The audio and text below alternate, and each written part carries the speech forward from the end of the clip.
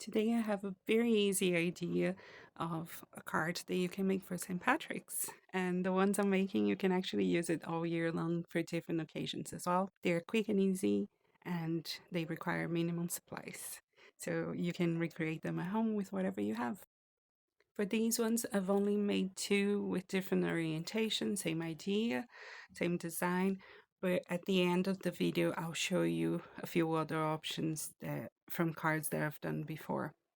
So I'm using white card bases, a green panel for the front background, but you could just use a green card base and an extra panel. I'm going to fold my card bases. You see that I don't really use the scoring board most of the time when I want to be quick, and that's all I do. I will just join the edges and use my bone folder to reinforce the line. For my green panel, I'm going to choose a die, a rectangular die that's going to leave me a border.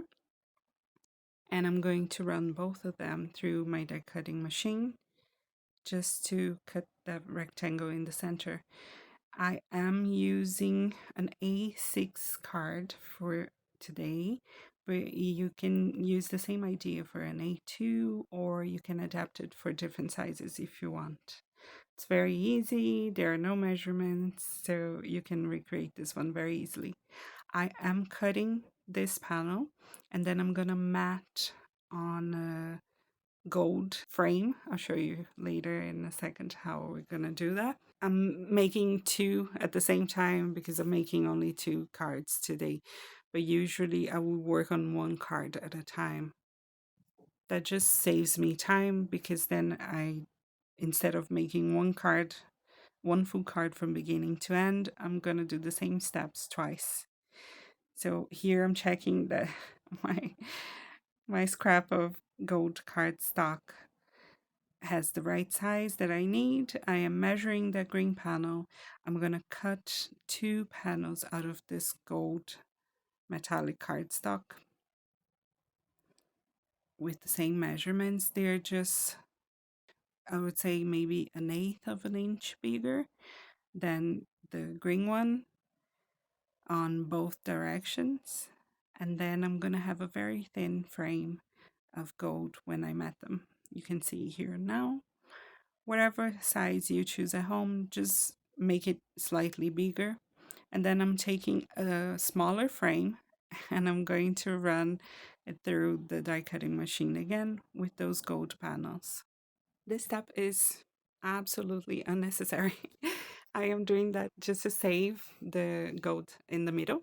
What you could do is actually, if you skip this die cutting step, you could skip this die cutting step instead, and then die cut the sentiments out of the inner space of that gold mirrored cardstock. I did die cut my sentiment beforehand, the night before, so I'm saving those pieces so I can use them later, either to mat something else or to die cut other sentiments or other elements in the future.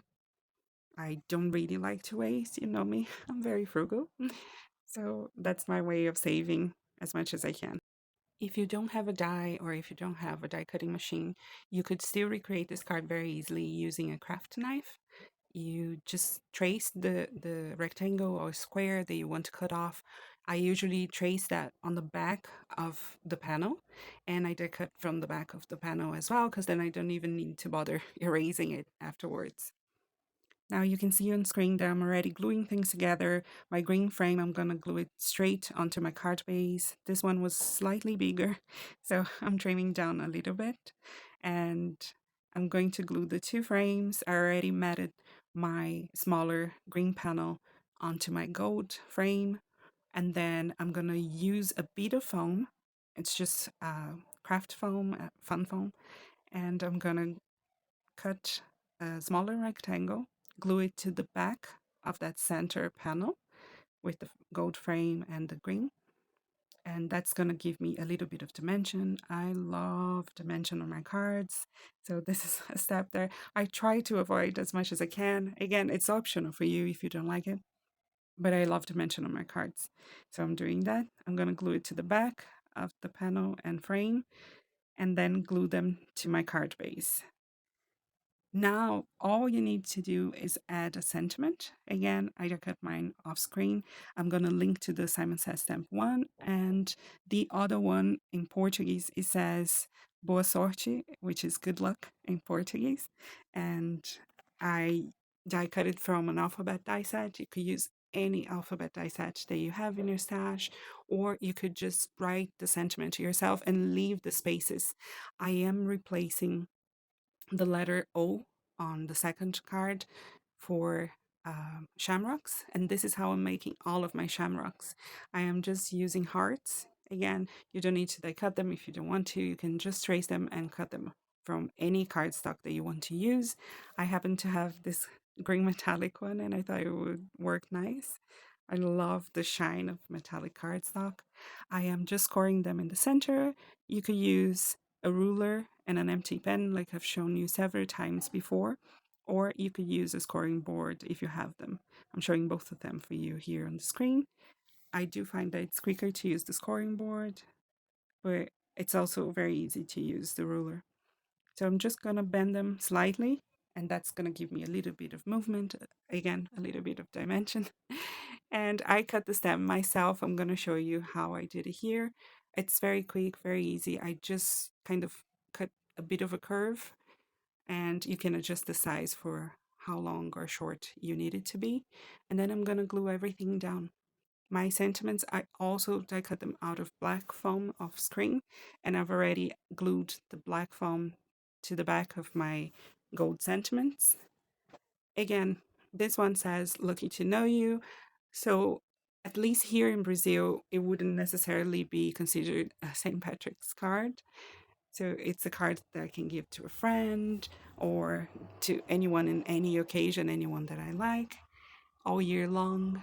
In spite of having it, the shamrocks here in Brazil at least, they are considered a symbol of good luck. But just so you know, I lived in Ireland for 8 years. My husband is Irish. What they say in Ireland is that the shamrock was used by St. Patrick for him to explain the Holy Trinity. So each section of the shamrock would represent God, the Son, and the Holy Spirit. That's how he supposedly explained it. That's why it's used, linked to St. Patrick. But at least here in Brazil, it is a symbol of good luck all year long. So I could use both of these cards all year long here. And this is our first card ready. Please let me know in the comments if you also in your country, wherever you live, please let me know where you live as well. I'd love to know that. If shamrocks or clovers are also a symbol of good luck. Here it's both shamrocks and clovers. We don't actually have a distinction. We just say kind of 3-petal or 4-petal, and we have the same word for it. So we don't have like different words for the two things.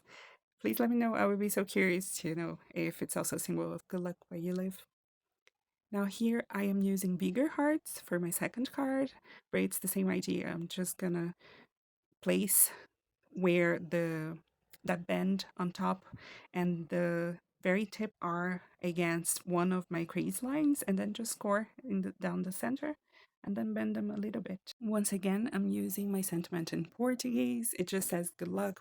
Again, I can give it to anyone all year long, every time that they're trying something different, something new. So you could use the same sentiment and use the same idea and say good luck, like I showed you on the screen before, and replace the two O's for shamrocks. I've already die cut it beforehand, my sentiment, and I added foam to the back of each letter, and I'm just gluing everything down.